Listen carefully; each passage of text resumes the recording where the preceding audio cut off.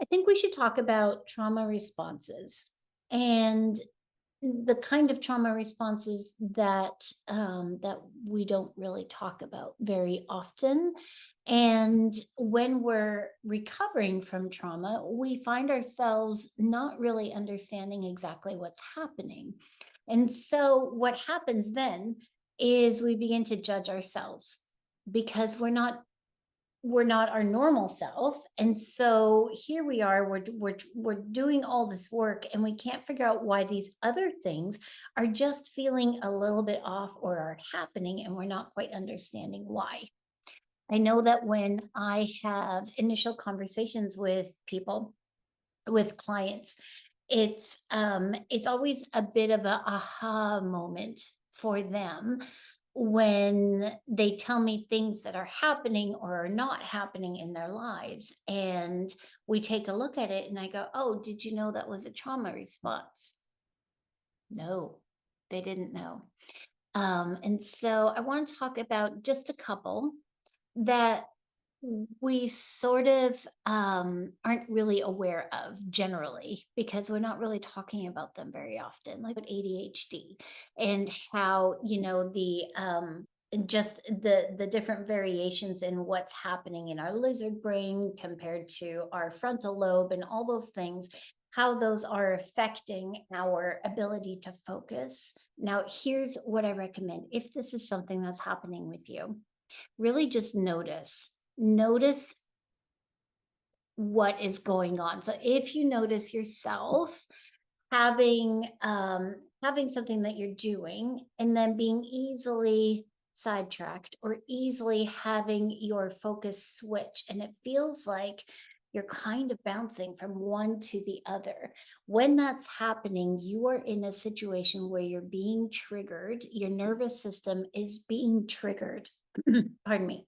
And when that's happening, you want to take a step back and go, okay, so something here in my life right now isn't quite right.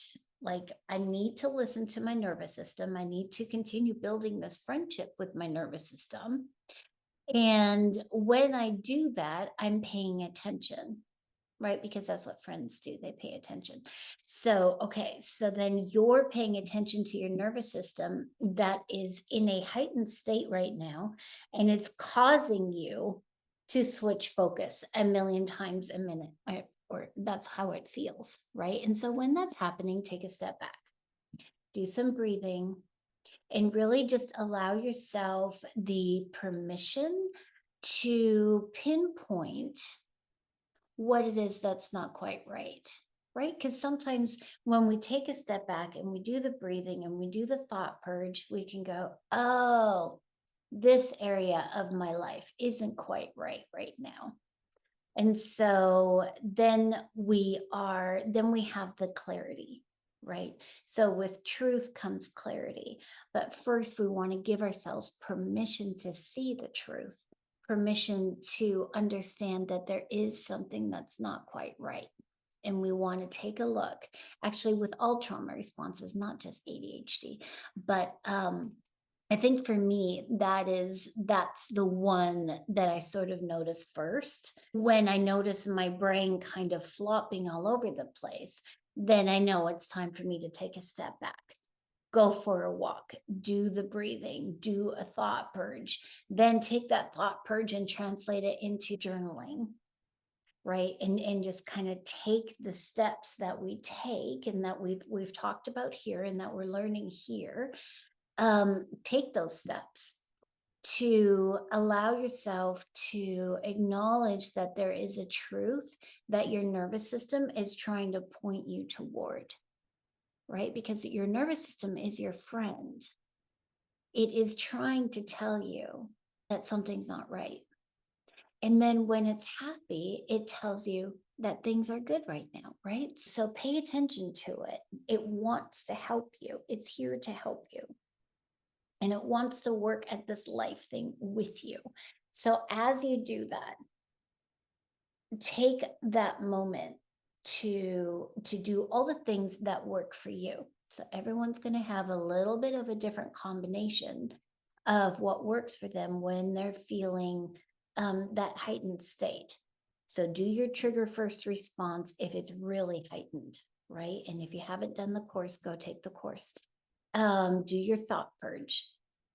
Once you've come to a calmer state, do the thought purge. Then take a look at the thought purge. Notice what it is that's coming up repeatedly, right? So if you're doing the thought purge for 10 minutes and say, for example, fear is coming up over and over and over, then when you're done that thought purge, you take a look and you go, okay, I have some fear about something. And then you can take that and you can do another thought purge on the concept of fear, and then purge what might be trying to come up for you. Remember how we do it? We annoy the left brain to the point where everything else can actually be seen, be heard. So when you're doing, and if you need to take the thought purge course again, go back and review that. So okay, so you can do this in a couple different steps, right? You notice that you're not in a good place. Okay, say you're in a heightened state. So then you're going to do the trigger first response. You're going to do all those things. And then you're going to come and you're going to do the thought purge.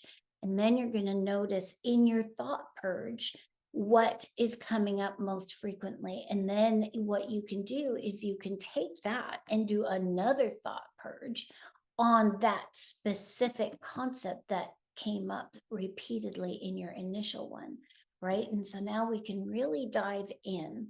Now, obviously, this is maybe a 30-minute process, so it doesn't have to take over your whole day, but it is a bit of a commitment. So when you do that, you can really see your truth. But we're unable to see our truth if we don't give ourselves permission to really notice my nervous system is yelling at me right now, right? And so, okay, so ways that it could be yelling at you is when you're tuning out and you're basically dissociating, right? But let's not throw big terms out there. Let's just say I'm tuning out. So when you're tuning out a lot, that's anxiety, that's your nervous system. Or maybe you space out, that feeling where your eyes kind of unfocus and you sort of go into an altered state almost, right? So that is your nervous system yelling at you, but in a way that we find socially acceptable, right? Because you're quiet, you're calm, you're under control. And so no one's going to give you a tough time for that. And so our societal expectations have deemed that response quite acceptable, right? You're good and quiet and silent and just do your own thing. But your nervous system is saying, please pay attention. And because we're not paying attention, then that's what happens. We begin to space out. And that is the unconscious and the brain and all the things coming together saying, I need a minute and I will take it. Right? Okay. So if anyone else has been there, me too. I know exactly what that feels like, and it can be the most relaxing reset feeling, actually, when you just allow yourself to space out in heightened moments. But when it's happening a lot, then that is the nervous system bringing you a message saying, please pay attention to something that is not right, something that's not quite right. Right? Okay. Another thing that happens when we're in trauma recovery that I think still no one's talking about, the overachieving, right? Where you're suddenly hyper focused, and this could, it could fall under the umbrella of ADHD. But you're suddenly hyper focused and you're needing to you're hyper focused on the concept of achieving in order to allow yourself to feel valid, right? And then we think that the more we do this, the more we will feel like we are allowed to, right? Like that now there's a reward system that in our mind, unfortunately, we've been conditioned. A lot of us have been conditioned to respond this way to life. So we go into a concept of overachieving so that then I can take a walk, or then I can go sit by the water, or then I can do my meditations, or then I can validate who I am. Because by overachieving or by achieving something that I'm hyper focused on achieving, when I do that, I get that dopamine, right? That dopamine hit. And when that happens, then I feel like now I am allowed to be a human being in this world. I'm allowed to have boundaries. I'm allowed to have respect for myself and from others. I'm allowed to have my feelings and my needs because I've achieved this. Oh, if you're listening to this, just notice that that is not exactly what your ultimate truth is, because your ultimate truth is you are worthy already, and achieving something.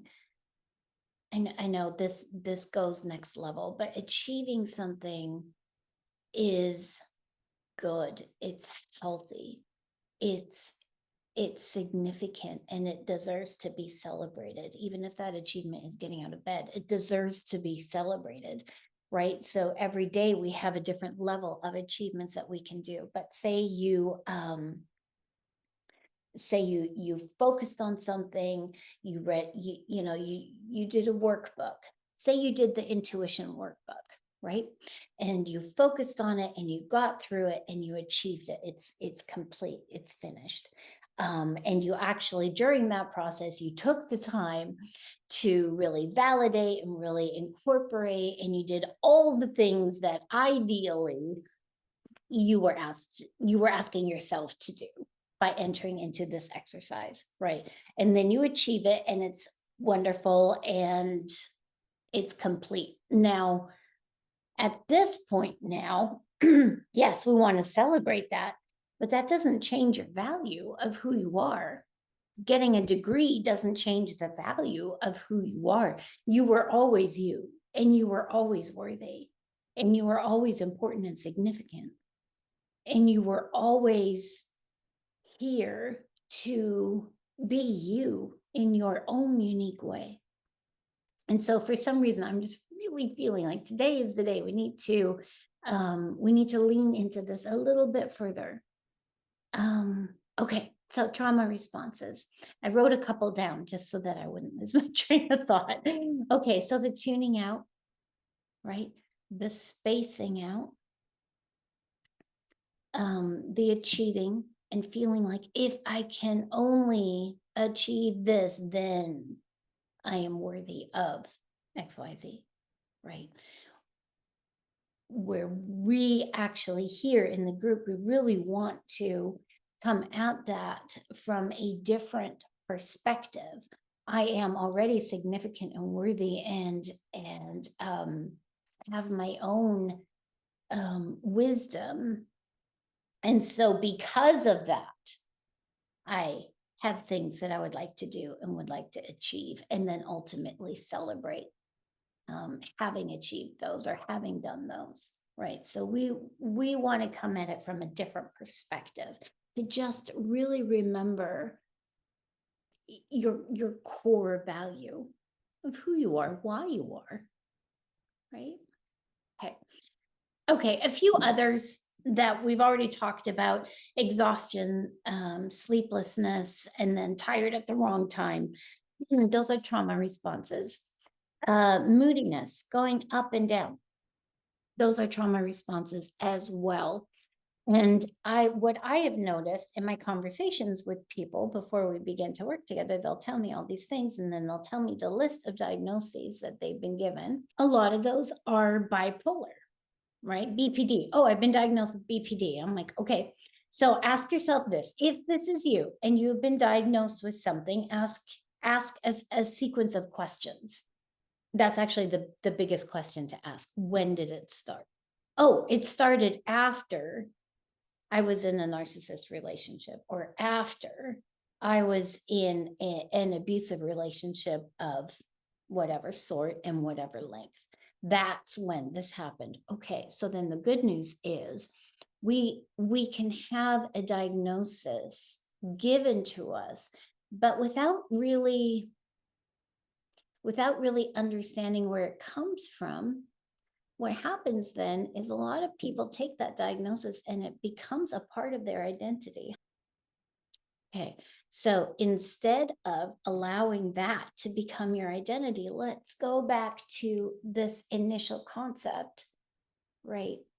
My identity is I am significant, I am worthy. My dreams matter, my thoughts matter, my desires matter. And there's so much more to me than a diagnosis or an achievement or my zip code, right? I mean, we can really go down the list of this. All right.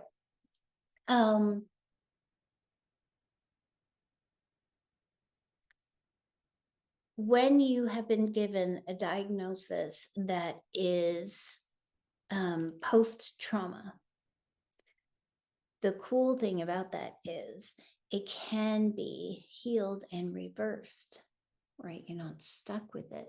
That diagnosis is not your destiny, right? When it was caused by trauma, then as we heal the trauma and we do the REM sessions and we do the other work and we become friends again with our nervous system, right? And so this is all this lovely symbiotic relationship that wants to happen. And when we do that, guess what? That BPD concept and that diagnosis will be eliminated. I've seen it again and again. It's not something that you're stuck with. And it does not need to be your identity. Okay. Okay, so exhaustion, sleeplessness. One more that I want to mention today that I just don't see anyone talking about it. So I call it the robot mode, where you just go into, I do this and then that and then that and then that and then this happens and then that happens and then that happens and then at night I go to sleep and then I do it all over again. And if I have issues with any of these situations, I will just medicate in whatever way, either pharmaceutical or in other ways. I will medicate in order to maintain my robotic function. And then suddenly you wake up 6 months later, a year later, a decade later, and you figure out that you have very little memory of what happened in those times. And you kind of feel like you're waking up from a slumber if you're ever lucky enough to get out of robot mode.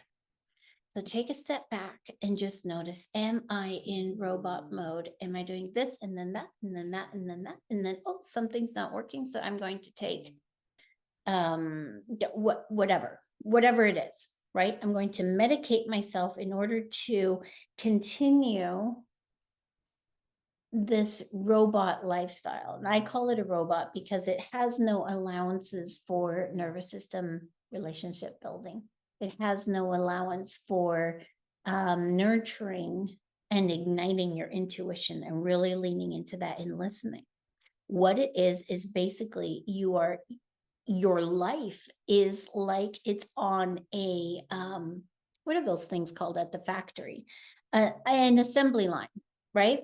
Your life feels like you are on an assembly line and you're going from step 1 to 2 to 3 to 4 to 5, sleep. Step 1 to 2 to 3 to 4 to 5, sleep, right? Okay, so if this is you, I urge you to take a step back and to begin to break patterns wherever it is that you can, and start small, because your nervous system is going to freak out when you start waking up out of robot mode.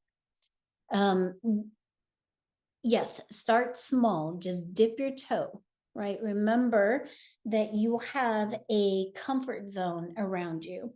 And when we step over the comfort zone, it can be a little scary, it can be a little creepy, and it can throw your nervous system into huge um, rebellion. Let's just say it that way, right? Um, so when we're stepping over a line into the outside of our comfort zone where we're at right now, when we do that, we are we're stretching, right? Staying in our comfort zone isn't going to give us a joyful, full, beautiful, meaningful life. It's not going to do that for us, because if it were, then we wouldn't be having this conversation, right? You would be out there living your beautiful, joyful, happy, impactful life, meaningful life. So when we step out of that comfort zone, when we say, okay, I'm just going to dip a toe, I'm just going to sort of just put my hand over the line for a minute, and then I'm going to come back here. And I'm going to remind myself that I'm safe. Just by doing that tiny little thing, you will have extended your comfort zone just a little, right? And so again, it's about being gentle and about being patient and nurturing that relationship with the nervous system. But you can get out of robot mode. I just think robot mode is one of the saddest things to behold and to be in. I think because I've been there myself. And so when I see it in someone else, it just breaks my heart. And I think, okay, how can we very gently begin to show that there is so much more to life than being on this assembly line of day to day, 1, 2, 3, 4, sleep, right? And so if that is you, and you're noticing that that's kind of it is a trauma response, right? It's your brain saying there's too much going on, I need to numb out, and this is how I'm going to numb out. It's your brain saying there's too much. And because you're not paying attention to the nervous system, and because you're not taking care of me, I'm just going to shut down. And then we're just going to go into this type of trauma response. So again, that is not your destiny. That doesn't have to be your forever. It can be a coping that works for now. And then let's begin to just take a second look at step 1. Take a second look at step 2. Maybe as we break those patterns, just gently, slowly, and over time, as we begin to break those patterns, we can begin to realize that it's safe to step off the assembly line and to actually re-evaluate what we want our days to look like, and then ultimately our life to look like. And when we do that, okay, the cool thing about that is that now we dare to dream again. Now we dare to look forward and say, so now that I'm not on this assembly line anymore, I can actually think about what would I love. And then we get to do this beautiful thing and begin to co-create what we want our life to look like and feel like, taste like, sound like. And it's beautiful. Okay, I hope you received some truth here. I hope you received some encouragement here. And if you want help, you know where to find me. Again, if you're in a heightened state, trigger first aid, right? Thought purge. And then if there's something that's coming up repeatedly, do another thought purge. And then do your own beautiful version of what nurtures your nervous system. If it's outside time, if it's a long bath, if it's music, if it's meditation, if it's a little bit of yoga or a little bit of stretching or a little bit of music, or hugging your fur baby or going for a walk, whatever that is. And so when we are not in that state, that's when we want to really pay attention to what works. and try different things every day and see what really works for you. And then it's like filling up your own arsenal, your own basket of these are the things that work for me when my nervous system is talking to me, is yelling at me, or is asking for attention in some way. Okay, I wish you a beautiful day. Let me know your thoughts. Let me know your experiences. I know I could go on for hours about all this, but I think sometimes it's just nice to know, oh, that's not some kind of character flaw. That's not some kind of diagnosis that I'm stuck with forever. It's actually just a trauma response. And as I heal my traumas, that's going to go too. And so it's okay.